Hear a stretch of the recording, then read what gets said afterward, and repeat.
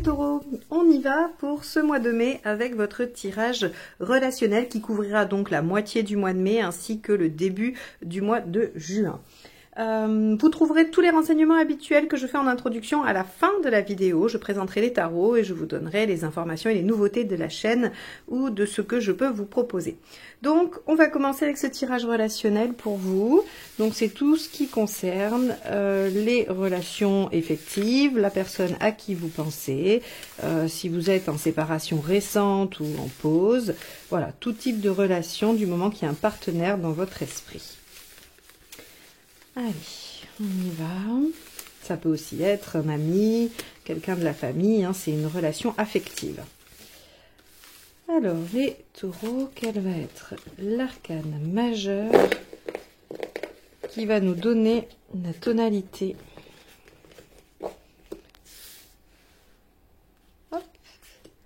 L'impératrice. Ok. Alors, avec une impératrice, on va avoir soit une reprise de pouvoir sur la situation, dans la relation, soit il va y avoir des projets, de la créativité, des choses qui vont se mettre en œuvre, qui vont commencer à se concrétiser, hein, même si on n'arrive pas au bout, on démarre des projets avec l'impératrice. Bon, allez, on va voir ça. On va aller voir tout de suite. Ah, les cartes ont envie de parler, elles s'échappent. On va aller voir tout de suite... Pardon, l'état d'esprit du partenaire.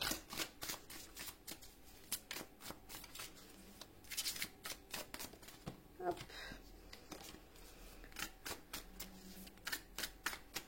Allez.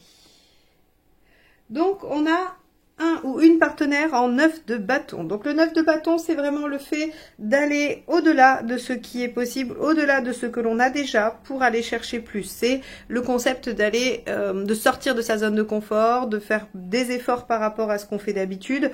Donc là, on a quelqu'un en face de vous qui est en mesure de se dépasser pour atteindre un objectif. Donc c'est une énergie qui est tout à fait compatible avec l'impératrice ici. Ok, alors vous, votre état d'esprit, quel est-il?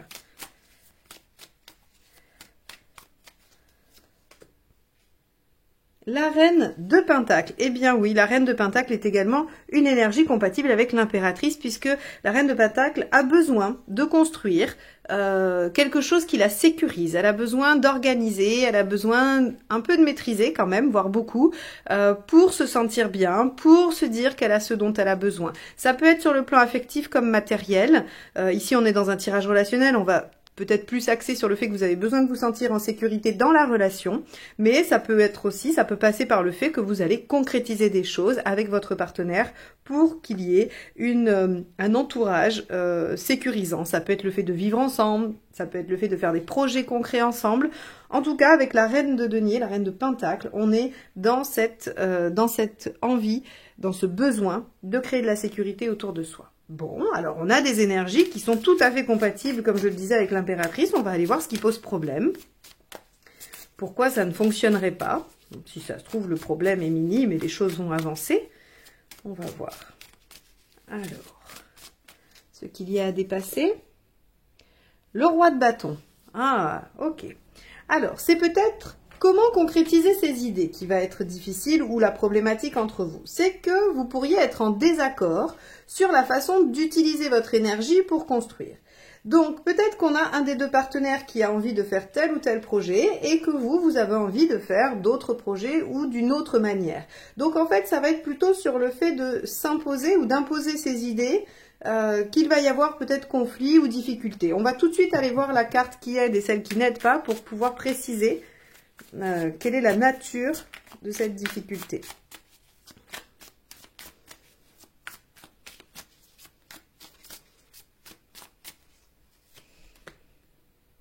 Sept de Pentacle dans ce qui vous aide. Ok, et on va aller voir ce qui n'aide pas.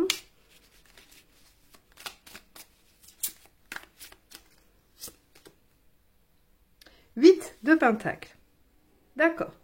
Donc ici on vous dit que il va probablement y avoir des désaccords, que vous allez avoir du mal à soit supporter que votre partenaire s'impose sur la méthode, la façon de faire ou comment vous allez faire, et ou qu'il n'acceptera pas vous la façon dont vous vous imposez, et que ça sera là la problématique, et pas vraiment sur le fait que vous ayez envie de faire des projets ensemble, mais plutôt sur comment.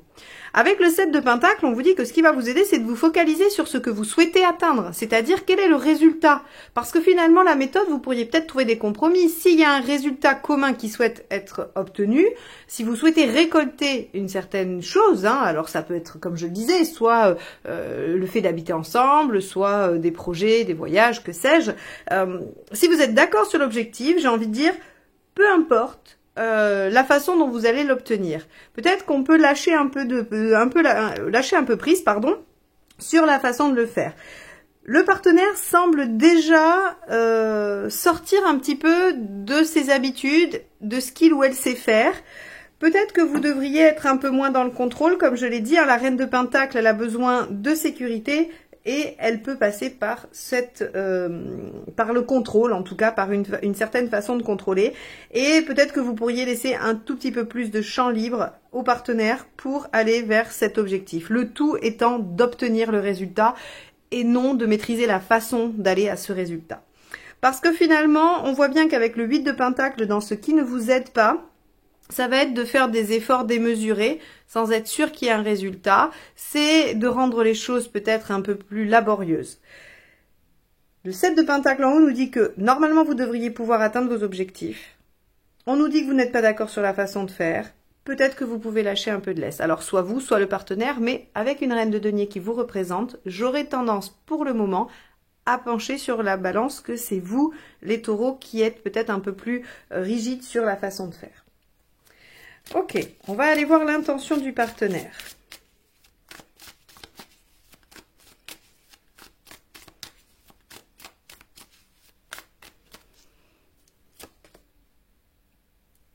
Le 8 d'épée, ok. Et vous?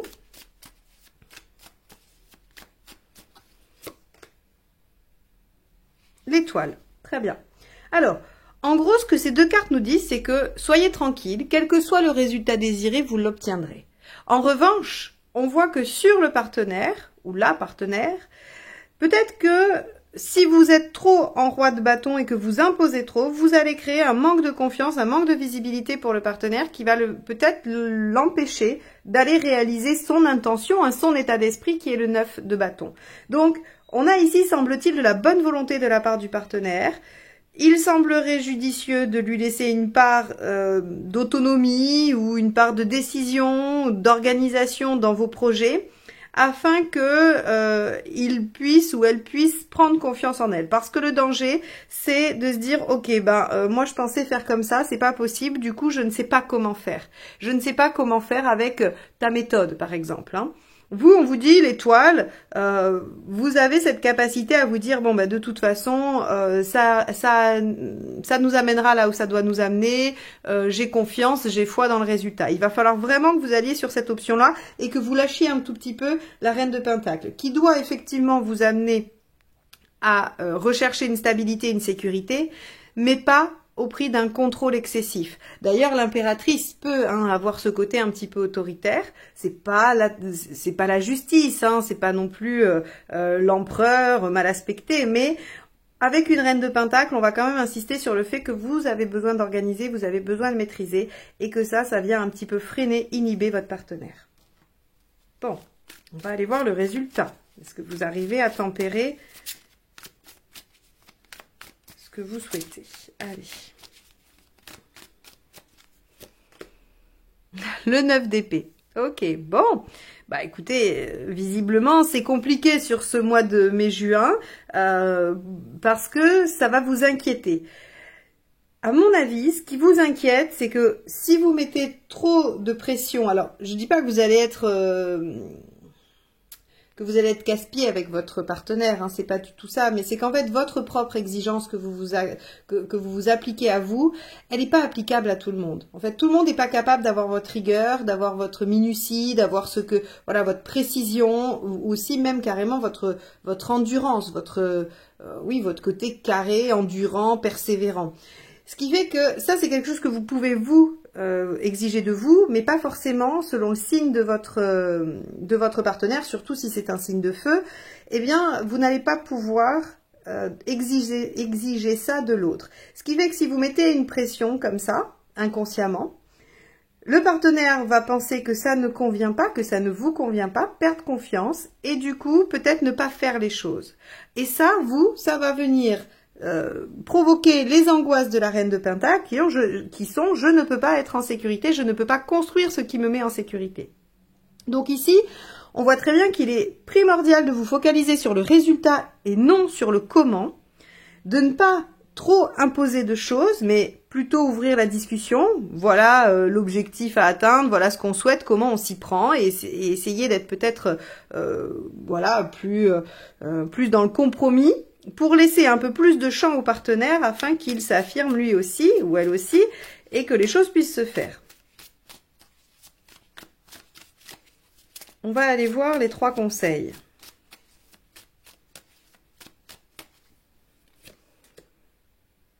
L'ermite.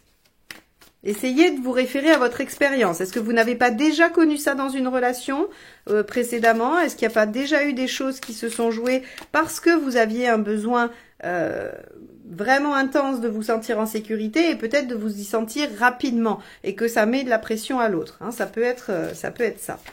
Oh, bah celle-ci, elle a sauté. C'est pas une carte négative, au contraire, c'est super. Le 6, ici, on vous dit, faites des choix, positionnez-vous et aussi, référez-vous à ce qui vous lie. Parce qu'ici, on a du bâton, on a du denier, mais finalement, où sont les coupes? C'est-à-dire que vous en êtes probablement à réaliser des choses, mais vous êtes tellement, tous les deux, hein, je parle, parce qu'on n'a pas de coupe non plus chez le partenaire, hein, vous en êtes probablement tellement à vous demander comment, où, dans quelle direction et par quels moyens, que vous en oubliez en fait ce qui vous lie, qui est l'amour, qui est ce lien qui a fait que vous avez eu envie de faire des projets ensemble. Donc essayez de vous rappeler ça et en tout cas de vous appuyer sur ça pour trouver peut-être des compromis et être un peu plus souple avec la personne que vous aimez. On va aller voir la dernière carte de conseil. Et on a le 2 de bâton. Donc on est vraiment sur le fait de faire des choix de vie. C'est-à-dire que on pourrait imaginer avec le reste du tirage que c'est un moment de votre vie où vous allez construire pour un avenir et que la façon dont vous allez procéder sur cette construction peut influencer ou en tout cas infléchir la trajectoire de votre vie. Si déjà aujourd'hui vous arrivez à comprendre le fonctionnement de votre partenaire et de vous y adapter dans une certaine mesure, hein, il n'est pas question là d'oublier votre fonctionnement ou de nier ce dont vous avez besoin, mais peut-être de comprendre que votre fonctionnement que vous pourriez partager dans une certaine mesure avec le Capricorne, hein, si par exemple, mais je ne pense pas, alors bien évidemment il doit y avoir des taureaux et des Capricornes, c'est pas la question, mais là on est avec quelqu'un qui n'exprime pas ce côté-là, hein, qui exprime plutôt un côté plus impulsif, qui est capable de faire des efforts, mais pas forcément sur du long terme, qui n'a pas forcément la même méthode, la même rigueur, le même côté pragmatique que vous, et donc il va falloir trouver un entre-deux, une façon de fonctionner et ça vous permettra de faire des choix de vie ensemble et peut-être éventuellement de vous projeter sur du long terme. Donc ici sur ce tirage concernant ce mois de mai et ce début juin, on a pour vous les taureaux l'obligation d'essayer de vous assouplir et d'accepter que votre partenaire ne fonctionne pas tout à fait comme vous. De vous servir de votre expérience passée, de vous raccrocher à ce que vous ressentez pour cette personne, et de faire des choix de vie, de prendre des directions qui pourront vous amener à élaborer quelque chose de plus pérenne avec le partenaire. Voilà ce que vous dit votre tirage relationnel. J'espère que cela vous aura aidé à cheminer, à traverser ce mois et peut-être même à mieux comprendre ce qui se joue dans les difficultés que vous pouvez rencontrer avec votre partenaire. En tout cas, moi je vous remercie d'avoir écouté ce tirage et on va passer au tirage de vie émotionnel. Alors, pendant que je ramasse les cartes et que je prépare le deuxième tirage, j'en profite donc pour vous dire que je propose des formations aux arcades majeures du tarot de Marseille ainsi que aux arcades mineures, tarot de Marseille et Rider, pour pouvoir réaliser notamment les tirages que je présente et bien d'autres. Vous pouvez également prendre un rendez-vous pour une guidance avec moi. Et si vous n'êtes pas encore abonné et que vous souhaitez soutenir la chaîne simplement, rapidement, en quelques secondes, eh bien, si vous vous abonnez et vous cliquez sur la cloche ou sur le petit pouce pour dire que vous aimez, eh bien, ça propulse un peu la chaîne sur YouTube, ça lui donne plus de visibilité et donc pour moi, c'est une belle façon de me soutenir et d'encourager ce que je vous propose tous les mois. Donc, merci d'avance à ceux qui cliqueront sur le bouton abonner. Allez, c'est parti, tirage de vie émotionnelle pour les célibataires ou pour toute personne en recherche personnelle dans le domaine sentimental et émotionnel.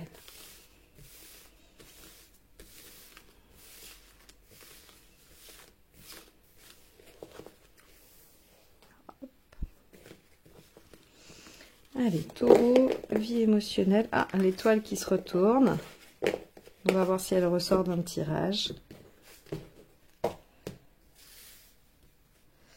Alors, votre état d'esprit, le monde inversé, ce que vous souhaitez, la maison Dieu, pourquoi ça ne fonctionne pas, le battleur, ce qu'il faut faire pour que ça fonctionne, la justice inversée, l'issue à moyen terme, le chariot inversé et à plus long terme, l'arcane 13. Bon, tirage intéressant. Donc, on voit bien ici que dans votre état d'esprit, il y a l'envie de vous recentrer sur quelque chose de votre cercle ou de vous-même. Alors, soit ça va être votre intérieur, votre intériorité, vous-même, soit ça va être un cercle restreint, affectif. On va voir que dans la maison Dieu, dans votre volonté, en tout cas, où il y a la maison Dieu, on a cette notion de vouloir un peu tout chambouler, un peu tout bouleverser, de vouloir aller mettre en lumière ce qui est caché. Donc, on pourrait penser qu'il y a une notion d'introspection, de retour sur soi, hein, c'est-à-dire qu'on arrête de se tourner vers l'extérieur et vers les autres pour regarder à l'intérieur de soi-même, avec le monde, hein, qui, quand il est inversé, est plutôt quelque chose qui se rétracte, hein, qui se ferme, qui se recentre sur soi, pour aller chercher des réponses à ce qu'on cherche, à ce qu'on ne comprend pas, pourquoi on en est là dans notre vie sentimentale et relationnelle. C'est une démarche intéressante.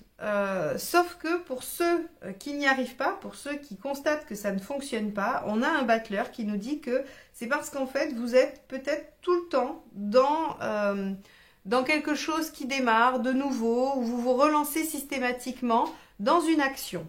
Au lieu de vraiment prendre un temps d'introspection, un temps d'attente, un temps peut-être où il ne se passe pas grand-chose, mais il semblerait que vous ayez du mal à ne pas être en lien. Vous ayez du mal à soit accepter la solitude que cela génère, soit d'accepter de ne pas être en action, de ne pas être en relation. Hein, ça va être différent selon ce que vous vivez. Donc on a un état d'esprit plutôt introspectif, une envie d'aller mettre des choses en lumière, sauf que on est dans une réalité qui amène toujours à être dans l'action.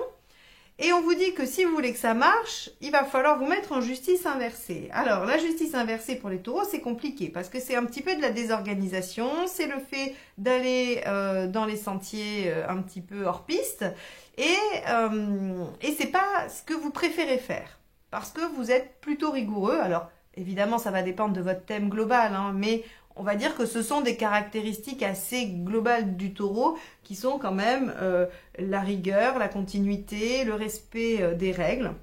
Et donc là, avec la justice inversée, on vous dit il va quand même peut-être falloir utiliser des moyens détournés, d'autres méthodes que vous n'avez jamais utilisées, que vous ne connaissez peut-être même pas encore. Hein, et donc, dans ce cas-là, il va falloir peut-être chercher à faire des choses en tout cas différentes qui sortent des sentiers battus.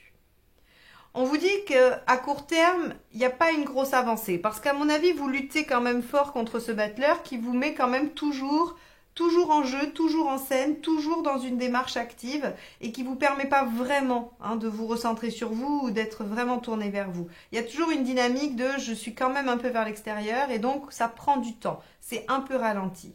Mais par contre, on vous dit c'est pas parce que la réponse n'est pas immédiate, c'est pas parce que le résultat n'est pas immédiat que la transformation n'a pas lieu. Parce que par contre, à plus long terme, à moyen terme, on a une belle transformation pour une belle renaissance. Donc, ok, il y a une envie de retour sur soi, de compréhension, qui n'est pas forcément réalisable à la hauteur de ce que vous espéreriez, parce qu'il y a une dynamique qui vous met toujours en mouvement. Donc vous avez peut-être imaginé une méthode, hein, je vais donner une image. Par exemple, ça pourrait vouloir dire que vous avez décidé de faire une retraite au Tibet.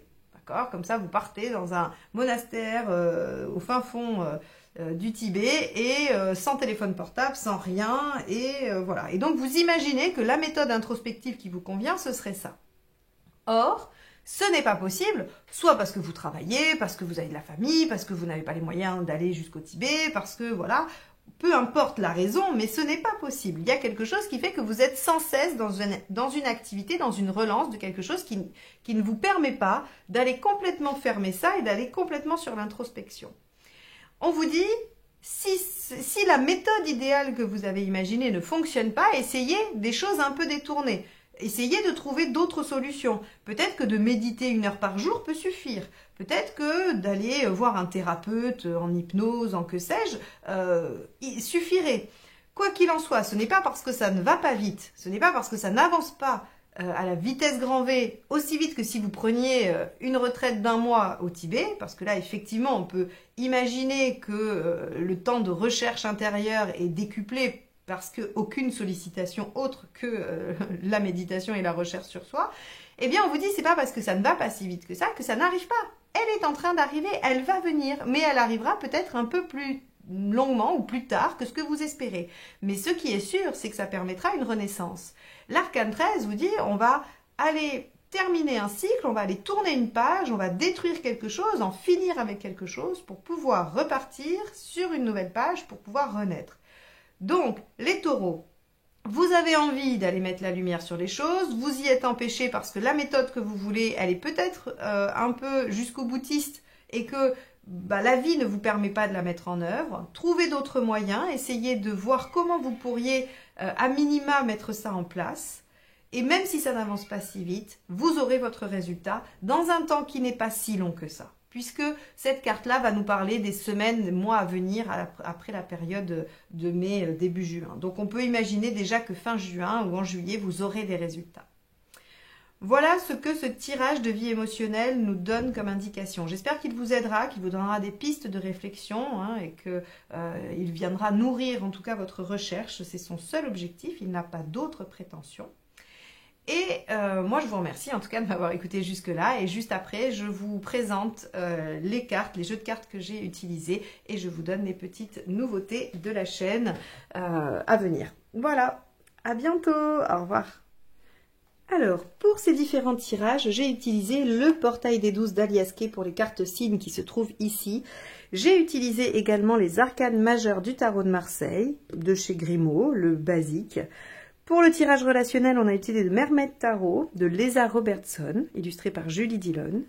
Et j'ai pris les arcanes majeures du tarot de Marseille revisité par Frédéric Agide pour le tirage de vie émotionnelle. Si vous souhaitez vous les procurer, je pense qu'ils se trouvent dans toutes les librairies ésotériques, voire même peut-être les librairies classiques qui ont un rayon développement personnel. Concernant ce que je vous propose, il y a une session de formation qui se fait sur le mois de mai, le 20 et 21 mai, je crois, en tout cas sur le week-end du 21 mai. Vous pouvez aller voir sur mon site, il y a le lien juste en dessous de la vidéo. Vous pouvez aller voir les modalités d'inscription, les tarifs, ce que je vous propose. Et si vous souhaitez vous y inscrire, eh bien n'hésitez pas à m'envoyer un message. Ce sera avec plaisir que je vous accueillerai dans ce groupe dans lequel il reste encore quelques places. Je vous propose aussi des guidances personnalisées, comme je le disais au milieu de la vidéo. Donc n'hésitez pas également à aller voir sur mon site de réservation pour trouver le créneau qui vous convient, la durée de séance qui vous convient. Et je serai ravie de vous avoir en guidance personnalisée. Voilà pour ce mois-ci. J'espère que vous avez apprécié les guidances et que vous apprécierez aussi que je mette la présentation à la fin pour vous laisser le choix ou non de la regarder. Et comme ça, les vidéos commencent directement sur vos tirages. Je vous souhaite un excellent mois de mai et un bon début de mois de juin et je vous retrouve très vite pour les guidances générales. À bientôt, bye bye.